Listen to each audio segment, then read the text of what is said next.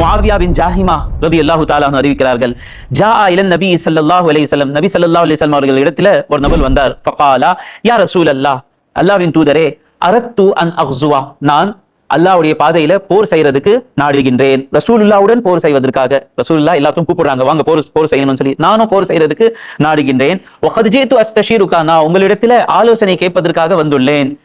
அப்ப ஸல்லல்லாஹு அலைஹி வஸல்லம் என்ன கேட்டாங்க தெரியுமா? தீனுக்காக வாங்க, தீனுக்கு வாங்கன்னு சொல்லி கேட்கல. ஹல்லக மின் உம்மின், உன்னுடைய தாய் இருக்கிறாங்களா? கால நாம், தாய் இருக்கிறாங்க. காலா ஃபல்ஸம்ஹா, அவர்களை பிடித்துக்கொள். இன்னொரு ஹதீஸ்ல வருது, ஃபல்ஸம் ரிஜ்லஹா, அவங்களுடைய பாதத்தை, அவங்களுடைய காலை பிடித்துக்கொள். ஃபைனல் ஜன்னதா, இந்த ஹதீஸ் இப்னு மாஜா, நஸஈ, ஹாக்கிம்ல சஹீஹ் சனதுடன் பதிவு செய்யப்பட்டுள்ளது. ஃபைனல் ஜன்னதா, ஏனென்றால் சொர்க்கம் இந்த ரிஜ்லிஹா, அவளுடைய பாதத்துக்கு கீழ் இருக்கிறது. நம்முடைய தாய்க்கு நம்முடைய சேவை தேவை இருந்தால் அந்த நேரத்தில் ஜிஹாதுக்கும் செல்லக்கூடாது, தாயுடைய சேவை ஹித்மத் நாம் செய்ய வேண்டும்.